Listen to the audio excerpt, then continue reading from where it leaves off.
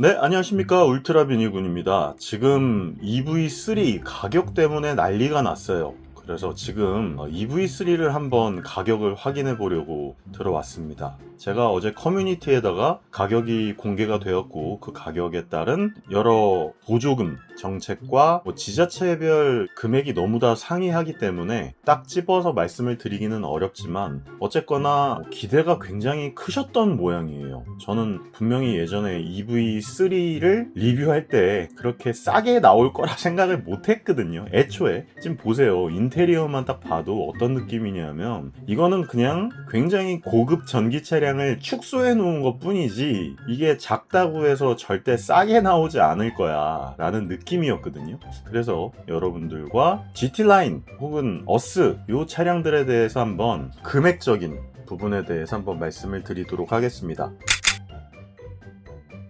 제가 예측했던 가격은 에어 스탠다드, 그러니까 가장 싼 모델은 한 보조금 받아서 3,500만원 정도에 구입할 수 있을 것 같고, EV3 GT라인, 가장 풀옵션, 모든 옵션을 다 집어넣은 그 친구는 한 5,500 정도대에 구입이 가능할 것이다 라고 그때 예측을 했었는데 대략 맞는 것 같아요. 대략. 그래서 지금부터 한번 가격표 보면서 한번 말씀을 같이 나눠보도록 하죠. EV3가 이번에 굉장히 잘 나왔습니다. 저는 실제로 봤는데 정말 짜임새가 있게 정말 잘 나왔더라고요. 그러니까 이런 느낌이 들었어요. 예전에 테슬라에서 모델 2가 나오고 되게 싼 가격에 구입할 수 있다 뭐 그런 식으로 했을 때 EV3 정도 크기로 나오겠구나 라는 예상이었어요. 근데 진짜 딱 보면 EV3 정도, 그러니까 셀토스 크기라고 하는데 제가 느꼈을 때는 코나 일렉트릭보다 아주 조금 더 작아 보이지 막 차량이 엄청나게 작은 느낌은 아니거든요. 그래서 오히려 볼보의 EX30 있죠. 이번에 새로 나온 그 볼보의 EX30보다도 조금 더 넓고 여유로운 느낌이었어요. 실제로 EX30과 직접 비교가 될 수 있는 차량인지는 제가 한번 타봐야지 알 수 있을 것 같기는 한데 EX30은 또 EX30만의 장점이 있을 거고요. 그리고 기아 EV3는 EV3대로의 장점이 분명히 있을 겁니다. 제가 예측했을 때 EV3의 가장 큰 장점 중에 하나는 진짜 그야말로 EV9, 기아에서 전기차를 만들었을 때 가장 플래그십에 있는 모든 옵션들이라든지 편의사양들이 다 밑으로 내려왔다라고 하는 거예요. 그러니까 EV3에 전부 다 적용이 됐다라고 하는 부분이죠. 예를 들어서 앞쪽에 있는 30인치짜리 인포테인먼트 디스플레이가 적용됐다든지 혹은 가장 최신에 들어가 있는 컬럼식 기어 변경 기어라든지 V2L 기능이라든지 실내 V2L 같은 것들도 다 들어가 있고요. 그리고 전륜 구동이기는 하지만 EGMP 플랫폼으로 만들어져 있고, 그리고 제가 제일 놀랬던 거는 사실 이 조그만한 차량에다가 무려 모델 Y나 모델 3보다도 더 많이, 더 많이는 아니구나, 비슷하게구나. 그로스 배터리 자체는 81.4kWh의 배터리가 들어가 있으니까 정말 제가 봤을 때는 이게 작은 차량에서의 짜임새가 좋은 그런 차량이겠구나 라고 생각을 했는데 저는 딱 상품성 자체는 정말 좋다. 차량은 진짜 예쁘게 멋지게, 그리고 짜임새도 좋고 구성도 좋게, 상품성 진짜 좋게 잘 나왔다 라고 생각을 하고요. 다만 문제는 언제나 금액이죠. 금액이 문제예요. 그래서 지금부터 한번 금액을 살펴보도록 하겠습니다. 아직 친환경차, 그러니까 환친차 고시가 되지 않아서 거기에 따른 판매 금액이 정확하게는 되지 않았지만, 예전에도 보면은 다른 차량들 보면은 환친차에 대한 금액 비교가 약간 가능할 거예요. EV6를 볼까요? EV6를 보면 이미 출시된 차량을 봐야겠다. 니로 EV를 봤을 때 5,114만원이라고 되어 있는 일반 금액에 환친차 세제 혜택을 하면은 4,855만원. 그러니까 이게 물론 비율에 따라서 달라지기는 하겠지만 한 200만원 정도에서 300만원 정도가 싸진다고 봤을 때 보수적으로 잡고 200만원 정도가 빠진다고 생각하면 될 것 같아요. 그러면 EV3 같은 경우에도 에어 스탠다드 4,208만원짜리가 환친차 고시 완료 후가 되면은 4,000만원이 될 것 같고, 같고요. 롱레인지는 한 4,400만원 정도, 어스 스탠다드는 4,300, 어스 롱레인지는 한 4,800만원 정도, 이렇게 될 것 같아요. 그래서 제가 봤을 때 오늘 알아볼 가격은 GT 라인에서의 롱레인지, 이게 가장 비싼 차량인데 5,108만원이거든요.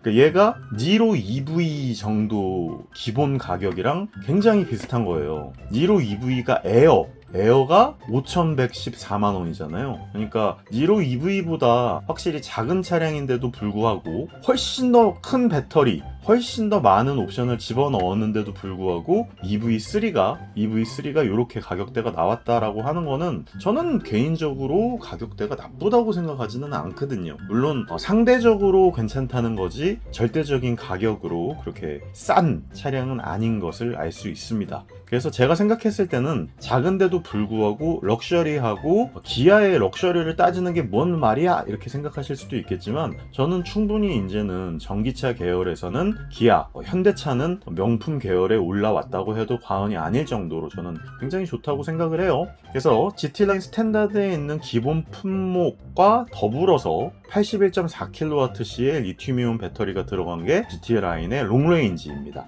제가 봤을 때는 한 4,800에서 4,900만원 정도로 시작을 할 것 같으니까 4,900으로 잡고 시작하죠. 4,900만원. 지금 보면은 외장, GT라인 전용 외장 디자인, GT라인 전용 전면 가공 휠, 전용 프론트 리어 범퍼, 바디 컬러, 도어 가니쉬, 블랙 하이그로시 휠아치 몰딩. 이게 뭐냐면요, 그 클래딩 부분인데, 이게 GT라인은 블랙 하이그로시인데 일반 모델은 많은 부분들을 친환경 리사이클 제조 방식을 따라서 친환경 제품을 사용을 했다고 하더라고요, 클래딩을. 근데 얘는 블랙 하이그로시 휠아치 몰딩이 들어가 있고요. 그리고 블랙 아웃사이드 미러, 전용 엠블렘, GT라인이라고 되어 있는 거겠죠. 그리고 내장도 GT라인 내장 디자인, 차콜 앤 화이트 인테리어, 차콜 트리코트 헤드라이닝, 전용 스티어링 휠, 도어 암레스트 인조가죽 감싸기, 이런 식으로 되어 있어요. 시트는 GT라인 전용 프리미엄 바이오 인조가죽 시트라고 되어 있고요.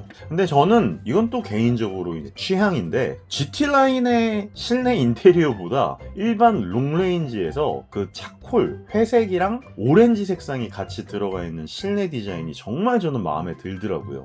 그래서 어쨌거나 GT라인을 구입을 했을 때 스타일 옵션 기본, 콤포트 옵션 기본, 컨비니언스 기본, 19인치 휠 타이어 기본, 모니터링은 104만원 추가해야 되고, 드라이브 와이즈도 109만원 추가해야 되고, 와이드 선루프도 64만원 추가해야 되고, 하만 카돈도 59만원 추가해야 되고, 빌트인 캠2도 45만원 주고 추가해야 되고, 헤드업 디스플레이도 59만원을 주고 추가를 해야 된다라고 하는 부분입니다. 그러면 이렇게 한번 따져서 계산을 해보죠. 4,900만원이 롱레인지 GT라인이라고 치고요. 여기에서 모니터링 104만원, 드라이브 와이즈 109만원, 와이드 선루프 64만원, 하만 카돈 프리미엄 오디오 사운드 59만원, 빌트인 캠2 45만원, 그리고 헤드업 디스플레이 59만원까지. 이렇게 되면은 5,340만원 정도가 풀옵션 가격이 되는 거랍니다. 이게 참 저는 나쁘다고 생각을 하지 않는데, 그 이유 중에 하나는 저는 파워트레인도 파워트레인인데 배터리의 전체적인 용량 자체가 저는 중요하다고 생각을 하는 인간이고, 그리고 또 전기차라고 하면은 롱롱 익선, 멀리 가면 멀리 갈수록 좋다, 그리고 배터리는 거거이 크면 클수록 좋다라고 하는 부분입니다. GT라인 같은 경우에 이렇게 생겼어요. 그래서 여기에다가 풀옵션을 집어넣었을 때 5,340만원이라고 치면 될 것 같거든요.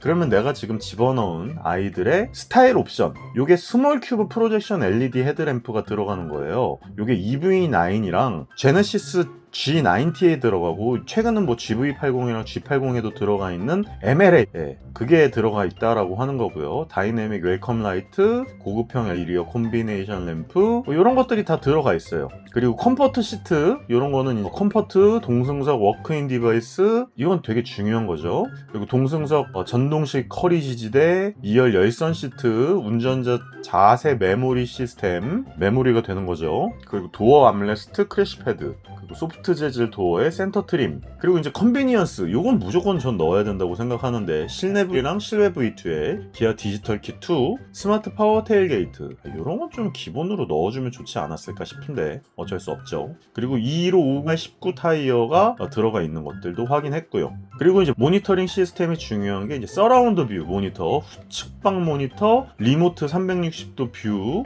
그러니까 이게 핸드폰으로 내 주변 영상을 사진을 찍어갖고 보여주는 거, 그리고 후방 주차 충돌 방지 보조, 측방 주차거리 경고, 원격 스마트 주차 보조, 이런 것들이 다 모니터링 옵션에 들어가 있어요. 요거는 진짜 좀 기본적으로 넣어야 되는 옵션입니다. 드라이브 와이즈도 에이다스에 관련된 모든 스마트 크루즈 컨트롤이라든지 하이웨이 드라이빙 어시스트라든지 스티어링 휠 조향 액티브 어시스트라든지 이런 것들이 들어가 있으니까 요것도 무조건 저는 들어가야 된다고 보는데, 와이드 선루프 같은 정도는 이거는 여러분들의 기호 취향에 따라서 넣어도 되고 안 넣어도 된다라고 생각을 합니다. 하만카돈 프리미엄 사운드는 저는 넣는 거를 추천드려요. 왜냐하면 이거를 넣어야지 알가리를 하든 좀 더 좋은 사운드를 나중에 추후에 업그레이드 하실 분들은 요게 있어야지 업그레이드가 가능할 거거든요. 그리고 빌트인 캠 2, 증강현실 내비게이션, 요것도 옵션 사항인 것 같아요. 이건 필수는 아닌 것 같습니다. 어쨌거나 저는 오늘 같은 경우에는 GT라인의 롱레인지의 모든 옵션이 다 들어가 있는 그 가격을 매길 거기 때문에 이걸 다 집어넣는다고 생각해 주시면 감사하겠습니다.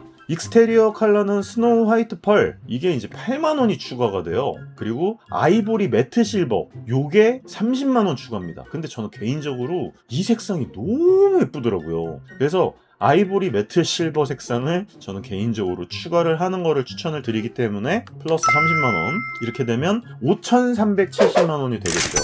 그리고 저는 이 네이비 인테리어, 이게 너무 예뻐요. 진짜 예쁜데 요게 보면은 GT라인 선택 불가라고 돼 있죠. 나 이거 진짜 너무 아쉽더라고. 그래서 차콜 앤 화이트 인테리어 GT9 전용으로 되어 있는 거, 요걸로 그냥 어쩔 수 없이 선택을 해야 되는데, 저는 개인적으로 네이비 인테리어가 GT9에서도 선택이 가능했으면 좋겠다 라고 생각을 합니다. 자, 그리고 19인치 전면 가공 휠, 요 친구가 들어가니까 확인해 주시면 될 것 같고요. 그리고 기아 커넥트 스토어, 그러니까 이게요, 기아차든 현대차든 요즘 들어서 나오는 모든 차량들이 전기 차량 자체가 자체적으로 고장날 확률이 상대적으로 내연기관에 비해서 적고, 그리고 메인터넌스 비용이 워낙 많이 들어가지 않으니까 차량을 판매한 이후에도 추후 BM, 그러니까 비즈니스 모델을 구축하기 위해서 굉장히 노력들을 하고 있어요. 그래가지고 이렇게 스트리밍 플러스 고음질 뮤직 스트리밍이랑 비디오 스트리밍을 월 구독으로 7,700원에 집어넣고 있고요. 그리고 디스플레이 테마라고 해가지고 이제 평생 이용을 할 때 29,900원을 내면은, 사실 이것도 그냥 기본으로 넣어줘도 될 것 같은데 이런 거를 자꾸 옵션으로 넣으니까 사실 사람들의 반감이 좀 있는 것 같습니다.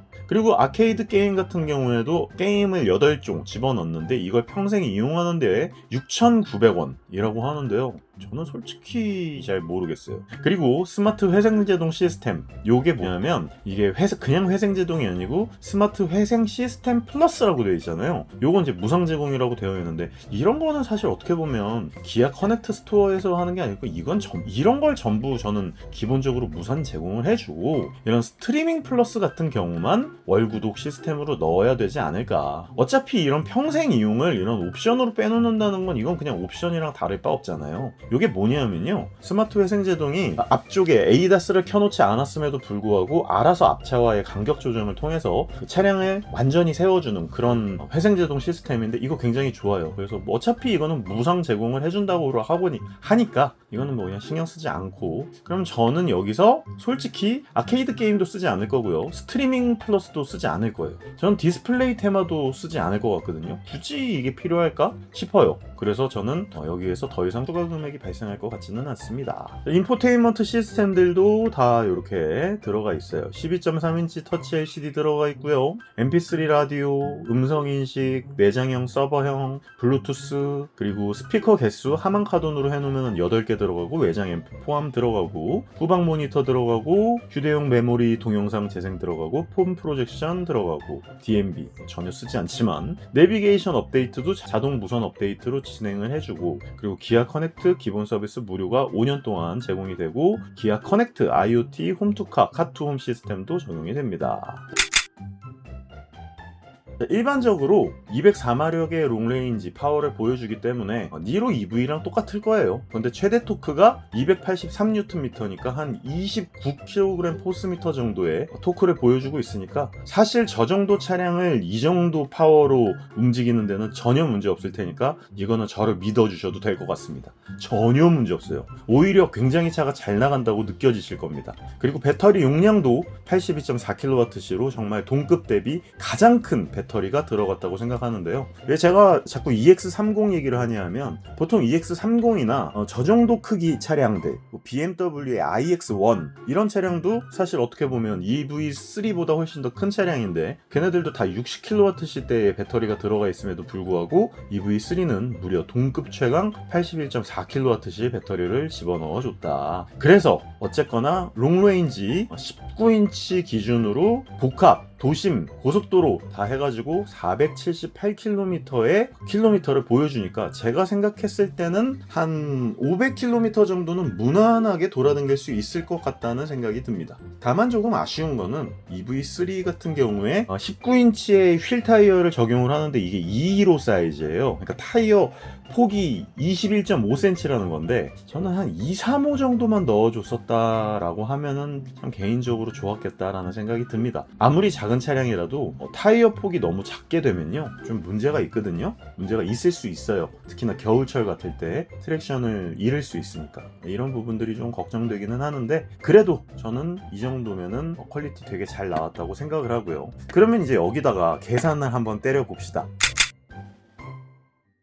제가 봤을 때 이 친구들의 가장 근접한 친구가 이제 니로 플러스 정도 될 것 같거든요. 국고 보조금이 무려 잠깐만 EV6 정도는 나올 테니까 684만 원이 나온다고 치고 그죠? 이게 정확하지는 않아요. 이게 아직 지자체 차종별 보조금이 정확하지가 않기 때문에 기아에서 보면은 EV6 스탠다드 요 정도 나올 것 같다는 생각이 듭니다. 서울에서 봤을 때 그래도 아이오닉 5 후륜 19인치가 840만 원으로 가장 많이 나오니까 제가 봤을 때는 한 848만 원. 아이오닉 6가 더 많이 나오는구나. 얘가 더 멀리 갈 수 있어서 이만큼 나오나 봐요. 그러면은 856만 원 정도 나오겠네. 얘가 501km나 인증을 받았으니까. 그러면 856만 원을 받는다고 생각을 하고요. 일단 5,370만 원에 나누기 1.1 곱하기 0.07 하면은 일단 341만